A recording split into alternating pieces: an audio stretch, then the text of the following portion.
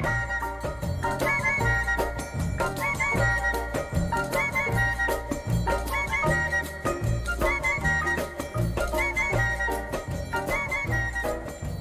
oui, quand on a Thomas en général sous la main, on a envie de rigoler un petit peu. Sauf que là, aujourd'hui, la visite guidée est visite d'une exposition en plein air, effectivement, sur un lieu où on est déjà allé en plein air avec vous. Mais là, pour découvrir un monde quand même, je veux dire, un peu... Il y a du frisson et de l'austérité, malgré tout. Un petit peu, puisque l'exposition s'appelle « Être au travail ». Alors d'abord, le lieu très simple, vous le connaissez. Vous allez...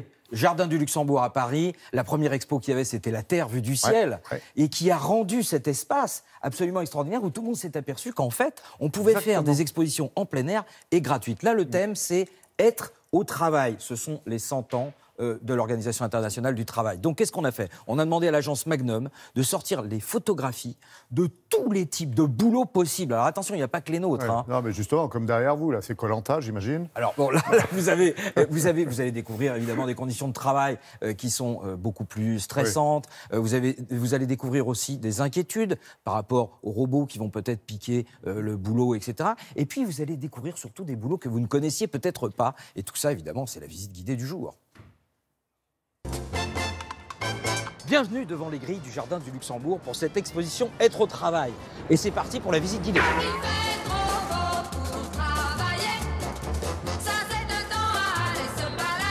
Oh, journaliste! Bah oui, c'est un métier. Sauf que dis donc, il y a une grosse pancarte détour.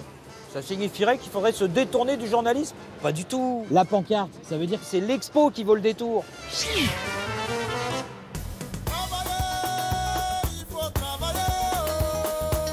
Alors évidemment, il y a la pénibilité du travail, le dos. On se plaint souvent, nous, qu'on n'a pas de siège ergonomique. Mais vous allez voir que dans le secteur primaire, l'agriculture, que ce soit les lolos qui travaillent dans les rizières du Vietnam, ou alors la culture de l'ambroise en Ouganda, ou alors les vendanges en Champagne, eh ben, je vais vous dire, c'est effectivement les fruits et les légumes qu'on cueille, mais c'est le dos qui ramasse.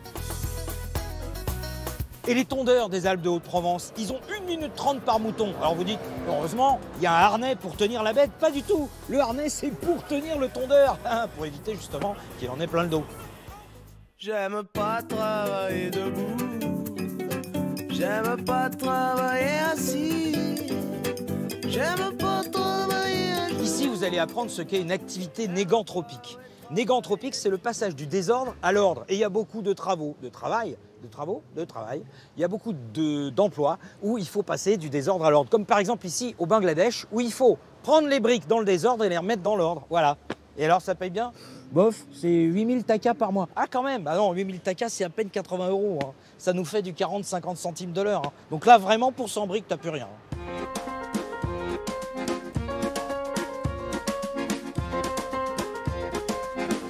Et puis, il y a la dangerosité au travail. Alors, vous avez les ouvriers ici en haut du pont de Normandie, à plusieurs dizaines de mètres de hauteur. Alors vous vous dites que forcément c'est plus dangereux que là, un ouvrier de Newcastle qui est penché sur un petit muret. Eh bien pas du tout. Pourquoi? Parce qu'ici, à 100 mètres, ils sont complètement assurés et ils sont équipés, tandis que là, lui tout seul, notre ouvrier de Newcastle, il est dans une position précaire. Eh oui, position précaire qui n'est pas sans rappeler la précarité de son travail.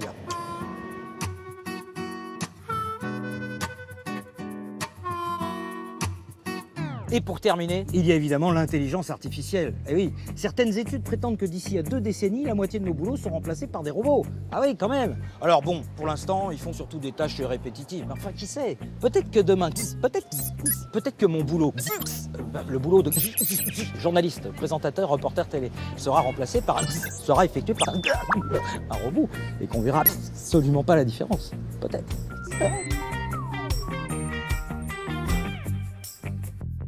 Oui, vous avez raison. Et ce qui est important, c'est qu'en fait, il y a pas mal de Parisiens qui travaillent dans le centre-ville de la capitale et qui passent devant le matin avant d'aller au boulot ou en rentrant, et c'est pas mal pour eux. C'est tout en fait la stratégie de cette entreprise, c'est de se dire, vous êtes vous dans des conditions de travail dans lesquelles vous avez peut-être du stress, vous avez une charge mentale, vous avez des tas de choses, etc. Mais là, tout à coup, vous allez découvrir le travail dans son ensemble, partout ailleurs dans le monde. Et c'est cette ouverture qui va vous permettre peut-être de relativiser vos propres conditions de travail par rapport au travail dans le monde. L'avantage principal de cette exposition, c'est que c'est totalement ouvert et c'est totalement gratuit. C'est pas tous les jours qu'à Paris, vous avez ce genre de possibilités. On a aussi des expos de photos du côté de Quai Branly, etc. Donc, il faut vraiment y aller.